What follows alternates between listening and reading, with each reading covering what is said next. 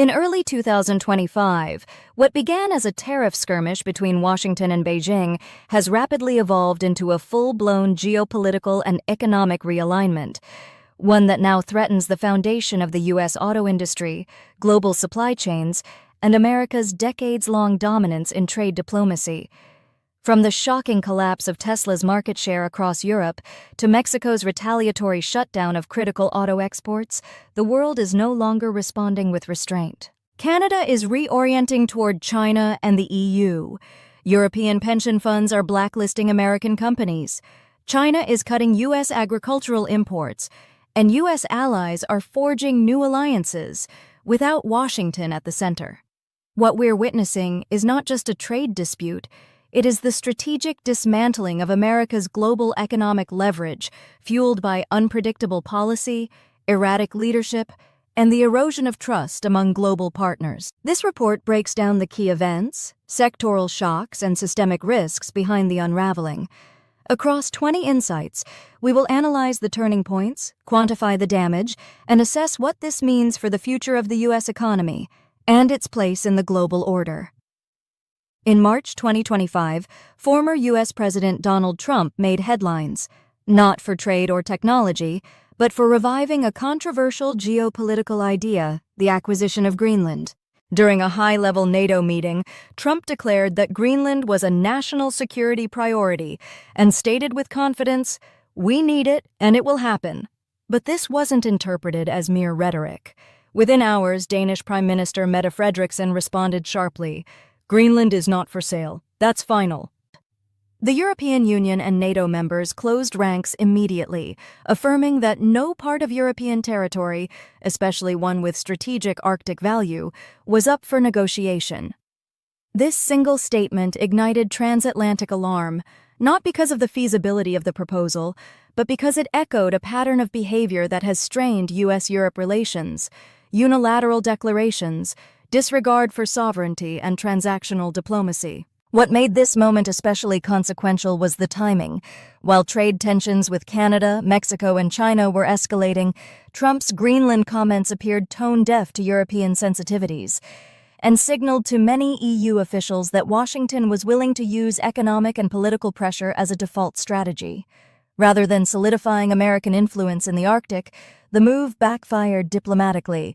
It galvanized European unity and seeded deeper skepticism about U.S. intentions, not only in territorial matters, but in trade, defense, and global governance.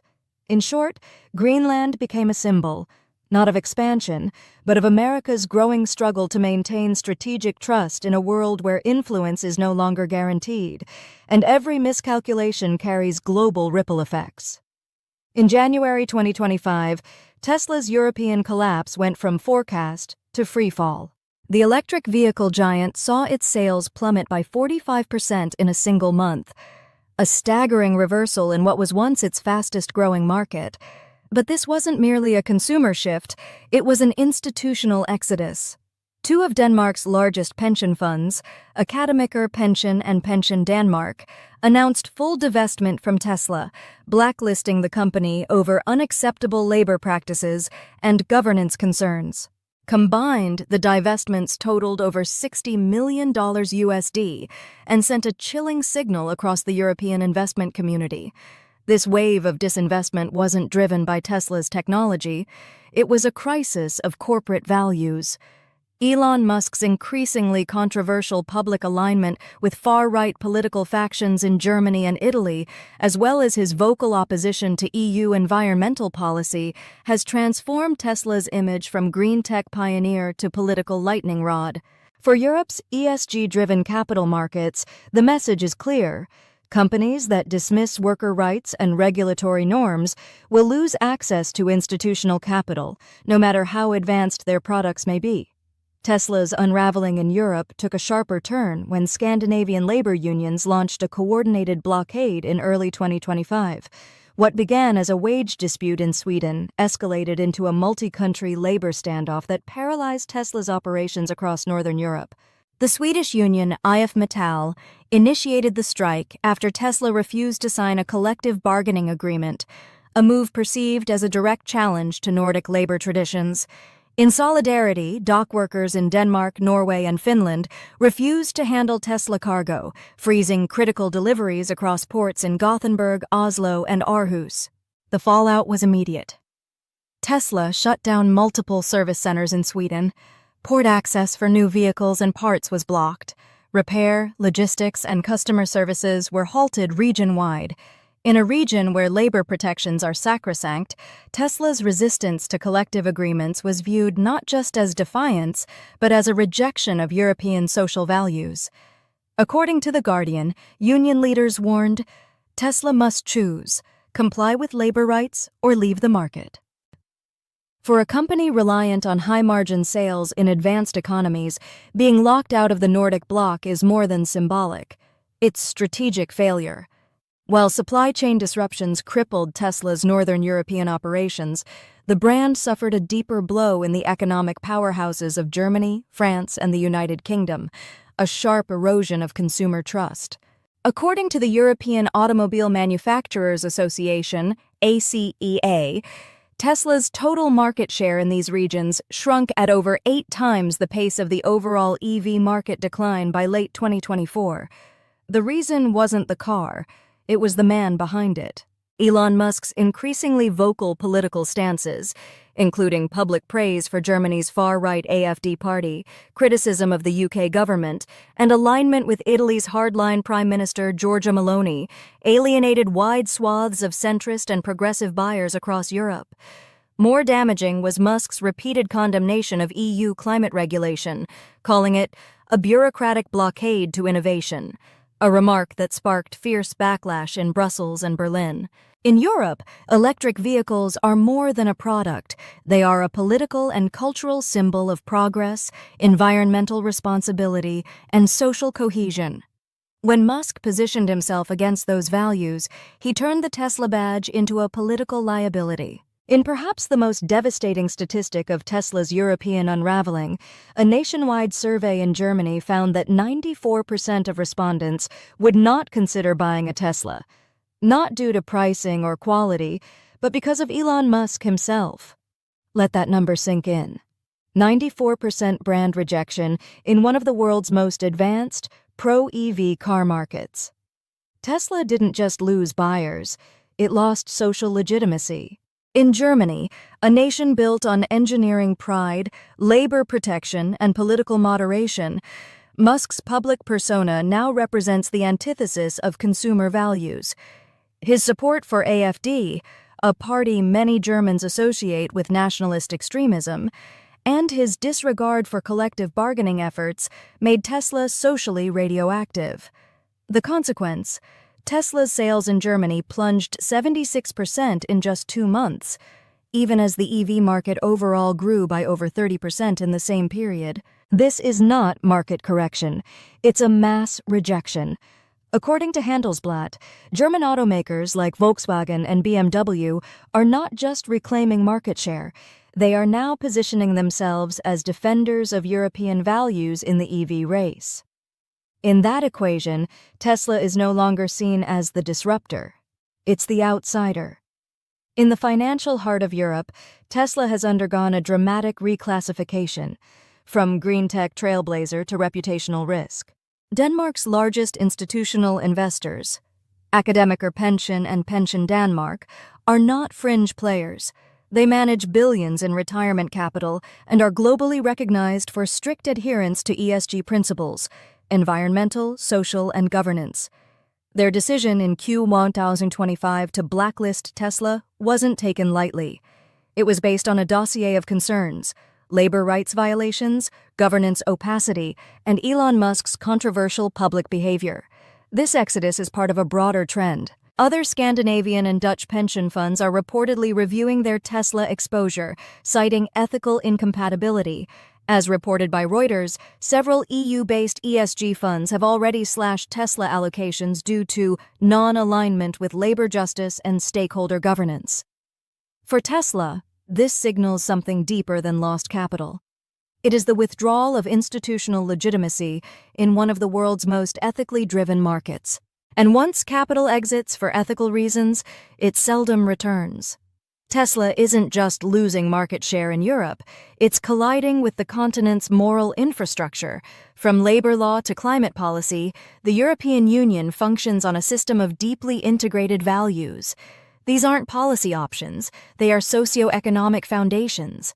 And in that context, Tesla's refusal to sign collective bargaining agreements in Sweden, its combative posture toward labor unions, and Elon Musk's denouncement of EU climate rules have made the company appear not just foreign, but fundamentally incompatible with the European model. It's a bitter irony. Tesla's rise was built on the global push for decarbonization, a movement championed most fervently by Europe. Yet now, its founder openly questions the urgency of climate regulation and positions Tesla as a victim of environmental overreach. In European boardrooms and cabinet meetings, that contradiction is viewed not as disruption, but as betrayal. The result?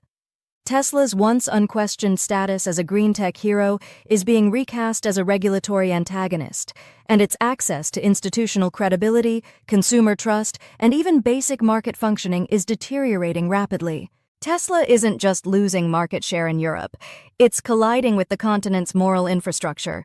From labor law to climate policy, the European Union functions on a system of deeply integrated values. These aren't policy options, they are socio-economic foundations. And in that context, Tesla's refusal to sign collective bargaining agreements in Sweden, its combative posture toward labor unions, and Elon Musk's denouncement of EU climate rules have made the company appear not just foreign, but fundamentally incompatible with the European model. It's a bitter irony. Tesla's rise was built on the global push for decarbonization, a movement championed most fervently by Europe. Yet now, its founder openly questions the urgency of climate regulation and positions Tesla as a victim of environmental overreach. In European boardrooms and cabinet meetings, that contradiction is viewed not as disruption, but as betrayal. The result? Tesla's once unquestioned status as a green tech hero is being recast as a regulatory antagonist, and its access to institutional credibility, consumer trust, and even basic market functioning is deteriorating rapidly. As trade tensions with China, Canada, and the EU escalate, the U.S. now faces its most disruptive blow. Mexico's decision to halt exports of critical auto components in response to Trump's 2025 tariff escalation. This isn't a bluff. Mexico is deeply embedded in America's automotive lifeblood, supplying everything from transmissions to wiring harnesses. The U.S. auto industry runs on just-in-time logistics, where even a 2-day delay can shut down entire plants. By severing that flow, Mexico has weaponized its most powerful lever: strategic disruption, not symbolic retaliation. According to Bloomberg, the freeze affects over 1,100 U.S.-based suppliers and could stall $8.6 billion worth of cross-border automotive trade within weeks. This isn't just pressure, it's economic surgery, and it cuts straight to Detroit's beating heart. The effects of Mexico's export freeze hit faster than anticipated. By late March 2025, major U.S. auto plants in Michigan, Ohio, and Kentucky began announcing production slowdowns and shift suspensions. The reason? No parts. Companies like Ford, GM, and Stellantis are unable to complete vehicle assemblies without daily deliveries of Mexican-made components. With little to no inventory buffer due to lean just-in-time systems, the disruptions triggered near-immediate consequences. Thousands of workers placed on temporary leave, delayed model releases, and halted EV production lines. Rising concern from labor unions over long-term layoffs. The U.S. Chamber of Commerce called the unfolding crisis an entirely avoidable collapse of industrial coordination. This is not just a supply chain hiccup, it is a structural exposure, laid bare by policy miscalculation and retaliatory logic. With factories stalling and inventories drying up, American consumers are now feeling the heat. Vehicle prices are surging at the fastest rate since 2021. Dealerships across the country report double-digit increases in both new and used car prices within weeks of the Mexico export freeze. According to Cox Automotive, average transaction prices for sedans jumped by 12%, while SUVs and EVs saw even steeper hikes due to specialized component shortages. This isn't inflation in theory. It's at the showroom door. Middle-class families looking to replace aging vehicles are being priced out. Leasing options are disappearing, and used car lots are running dry. When policy miscalculations cause a household essential to spike in price, it becomes more than a supply chain issue.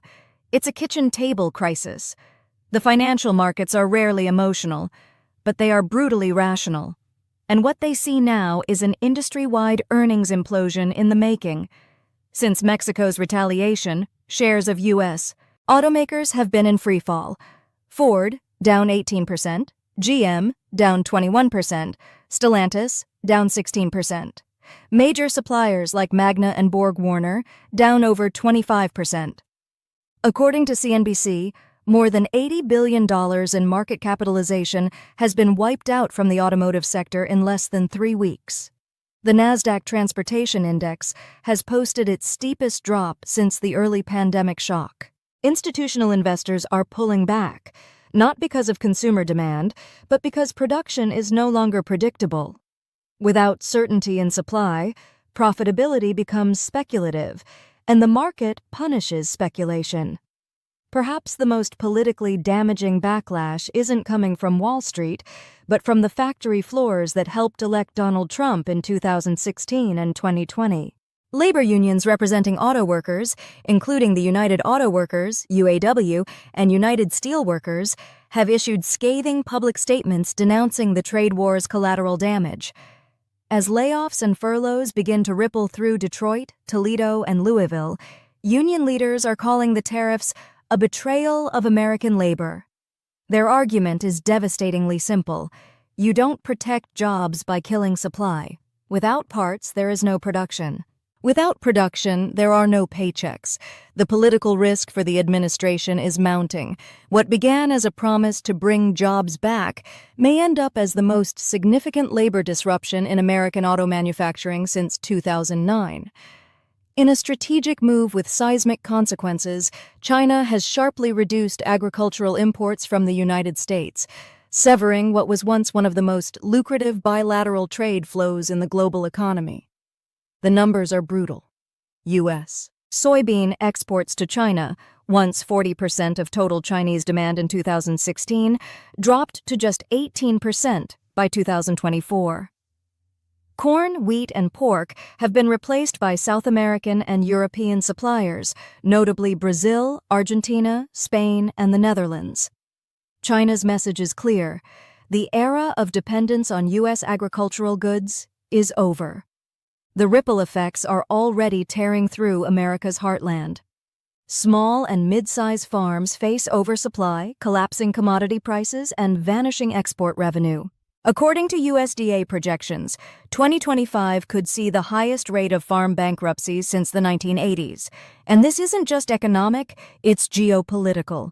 Beijing is decoupling strategically, weaponizing demand, and rewarding nations that avoid Washington's zero-sum politics. While Washington escalates tariffs, Ottawa is rewriting the map of global energy flows, and it's happening at high speed. After the U.S. imposed a 10% tariff on Canadian oil, Canada turned east, and China opened the door wide. The Trans Mountain Expansion, TMX pipeline, upgraded in early 2025, now pumps nearly 890,000 barrels per day toward Pacific ports. Over 50% of Canada's crude oil exports now go to China, displacing American suppliers in Asia's fastest-growing market. But it's not just crude oil. LNG Canada, one of the largest liquefied natural gas terminals in the world, is launching operations with up to 26 million tons of capacity per year. New rail, port, and shipping agreements with China and ASEAN nations are rapidly establishing a non-U.S. energy corridor. In a world shifting toward multipolar energy politics, Canada is no longer just a supplier to the U.S. It's now China's strategic partner in North America. This pivot is more than diversification. It's a reconfiguration of trust, access, and future leverage, and the U.S. is being left behind. What happens when global markets start treating the U.S. not as indispensable, but as unpredictable? You get what we're seeing now, a redistribution of trade gravity, where America is no longer the central node of global commerce. From agriculture to semiconductors, from autos to clean tech, Washington's trade belligerence has pushed long-standing partners, Canada, Mexico, the EU, China, into new alliances that deliberately exclude or sideline U.S. supply chains. The long-term damage is mounting.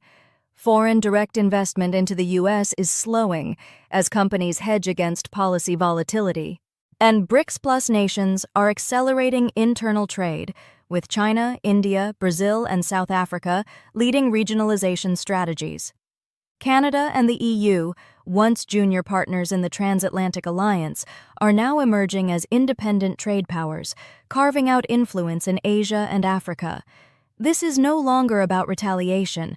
This is about restructuring the global economic order, and for the first time in decades, the U.S. is not setting the terms. In a move that stunned both markets and policymakers, a Canadian parliamentary motion proposed in March 2025 calls for a 100% import tariff on all Tesla vehicles.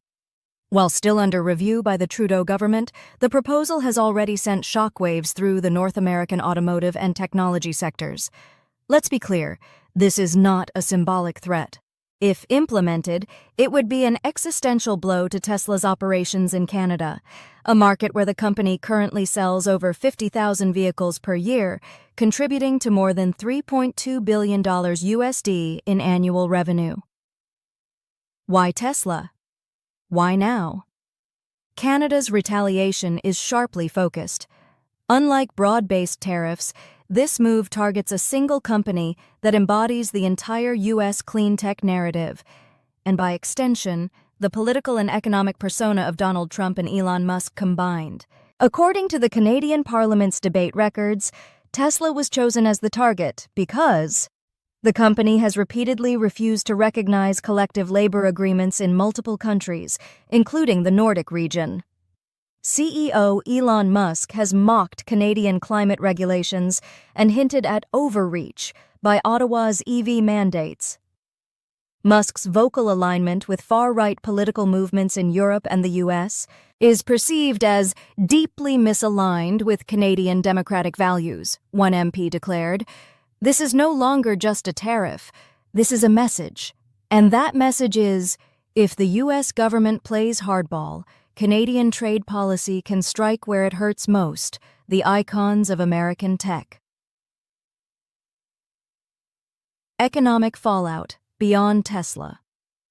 If passed, the 100% tariff would immediately price Tesla vehicles $5,000 to $12,000 higher per unit, depending on model and spec. A Model 3, currently retailing at CAD $55,000, could surge to over CAD $80,000. Placing it out of reach for a large segment of Canadian consumers. But the damage wouldn't stop at sales figures. The ripple effects include stock volatility. Investors are already pricing in the risk. Tesla shares fell 7.4% in after-hours trading following the announcement, wiping out nearly $65 billion in market cap. Brand erosion. Tesla's image as a global EV leader depends on international consumer trust. A hostile move from a G7 country severely undermines that image. Investor pullback. ESG funds in Canada, which manage over $1 trillion CAD, may reevaluate their Tesla exposure due to the compounding issues of labor, governance, and public rejection. Strategic implications for U.S. EV dominance. The Canadian tariff threat arrives at a time when the Biden-Trump economic divide on green tech is already confusing global investors. Trump's return to aggressive tariff policy, including renewed trade hostility with Canada, has reversed nearly a decade of North American EV integration. Worse, this disruption offers an open invitation for competitors. Volkswagen, BYD, and Hyundai are already expanding EV marketing in Canada, ready to fill the void. The EU-Canada Comprehensive Economic and Trade Agreement, CETA, allows zero-tariff import of European EVs, giving them a massive advantage. Canada's growing trade relationships with China and South Korea may soon lead to bilateral EV deals, further isolating Tesla. In short, the proposed 100% tariff isn't just about Tesla. It's about whether the United States will remain the technological standard-bearer in the global energy transition, or if it will fall victim to its own protectionist miscalculations. Ciao. Political blowback and the symbolism of collapse. For Canada, this tariff proposal also serves as a strategic performance on the world stage. It signals that Canada will not tolerate weaponized trade policy from Washington, even from longtime allies. That Canadian sovereignty extends to economic values, including labor rights, environmental protection, and political neutrality in consumer goods. And for Elon Musk, the message is particularly personal. Tesla has gone from being a symbol of innovation to becoming a flashpoint in North America's trade war theater. If the tariff is enacted, and early signs from Ottawa suggest it could pass, it will mark a historic fracture in U.S.-Canada industrial relations, one that Tesla may not recover from in this region. North America once boasted one of the most efficient and synchronized industrial ecosystems on the planet, a supply chain success story built on proximity, trust, and policy alignment between the U.S., Canada, and Mexico. But today, that strategic alliance is splintering under the weight of short-term nationalism and retaliatory trade policies. The United States-Mexico-Canada Agreement, USMCA, designed to modernize and stabilize regional trade, now hangs by a thread. What was intended to guarantee frictionless automotive production across borders has instead become a battleground of mutual distrust. Trump's tariff re-escalation in 2025, followed by Mexico's decision to freeze critical auto component exports, and Canada's proposed 100% tariff on Tesla, have reduced years of coordination into hours of dysfunction. And the damage is more than symbolic, it's measurable. According to the Center for Automotive Research, roughly 78% of U.S. vehicle production depends on binational or trinational component flows. Now, dozens of Tier 1 and Tier 2 suppliers are idling operations due to part shortages, with cascading effects on assembly lines, dealership inventories, and export schedules. But the deeper issue isn't about parts, it's about strategic fragility. The entire premise of North American manufacturing relied on just-in-time logistics, lean inventory, and uninterrupted regulatory alignment. That model is now obsolete. Key stress points include customs delays as retaliatory inspections ramp up at borders, labor unrest from halted shifts and contract breaches, capital freeze as automakers defer investment amid policy uncertainty. Furthermore, the de-integration of North America is already creating space for foreign competitors to seize lost ground. Asian and European automakers are stepping into the vacuum with vertically integrated platforms that do not rely on politically unstable corridors. Canada, for instance, is now actively marketing its EV manufacturing capacity to European firms via CETA, bypassing the U.S. altogether. Mexico, meanwhile, has opened negotiations with Chinese auto conglomerates, exploring low-tariff zones under the CPTPP framework. This isn't just a supply chain disruption, it's a strategic unraveling of the most successful trilateral industrial partnership of the 21st century, and if left unaddressed, it may never come back. In speeches and press conferences, U.S. officials continue to insist that the current disruption is temporary, that America will onshore, reshore, or friendshore its way to industrial independence. But the reality is far more sobering. The American manufacturing base is decades behind where it needs to be to function without strategic imports. The myth of industrial self-sufficiency rests on a dangerous assumption. that the U.S. can simply throw money at the problem and factories will appear. But manufacturing ecosystems aren't built like software platforms. They require physical infrastructure, regional supplier networks, skilled labor pools, and stable policy frameworks. Here's the hard reality. Semiconductors. Over 90% of advanced chip packaging and 70% of fabless chip design is located outside the U.S.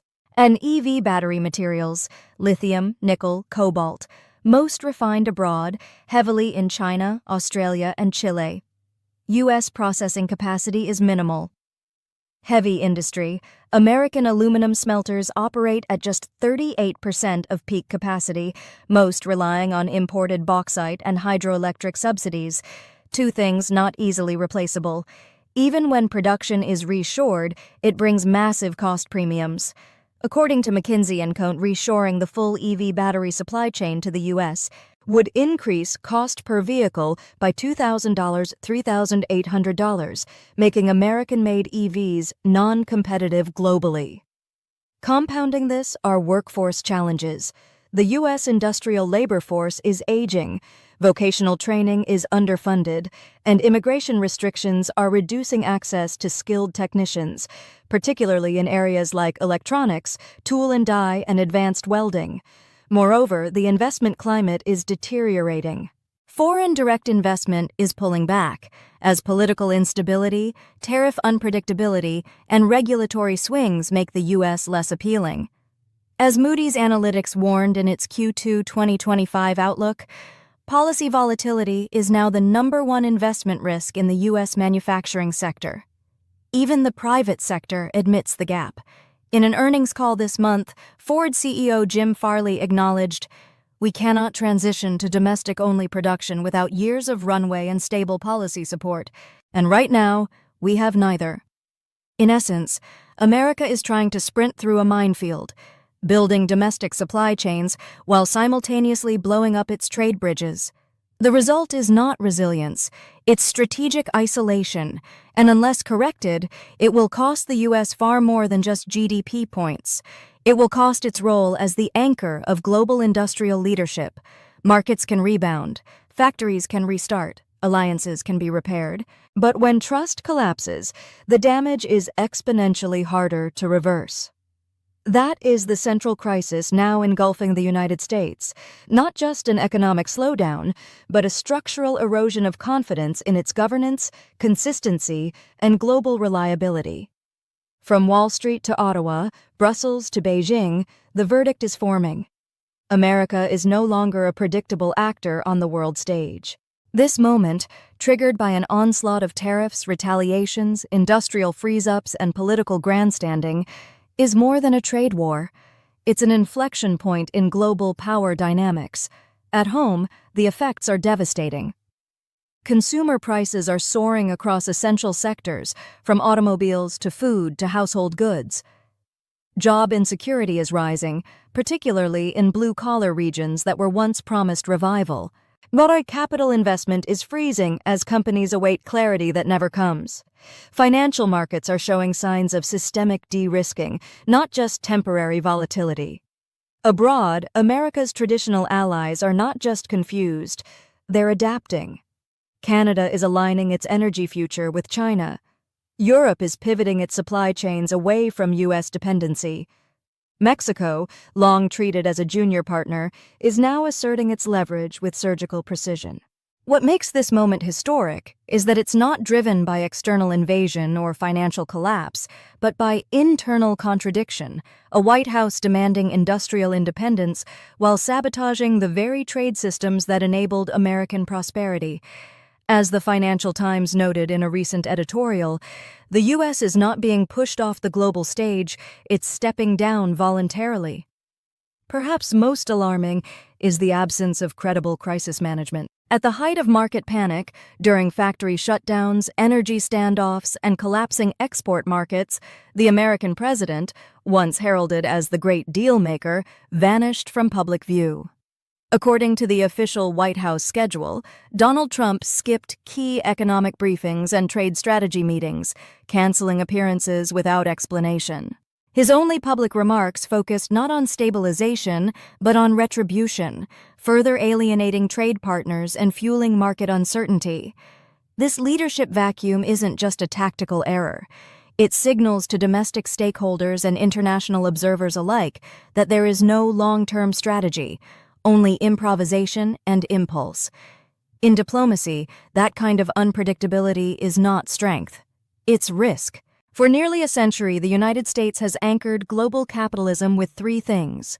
1. Economic scale. 2. Military deterrence. 3. Credibility in rules-based engagement. Today, that third pillar is crumbling.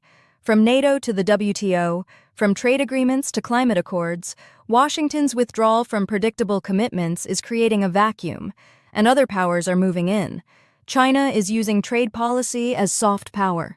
Europe is building new economic corridors. Middle powers like Canada, Brazil, and India are leveraging neutrality to expand influence.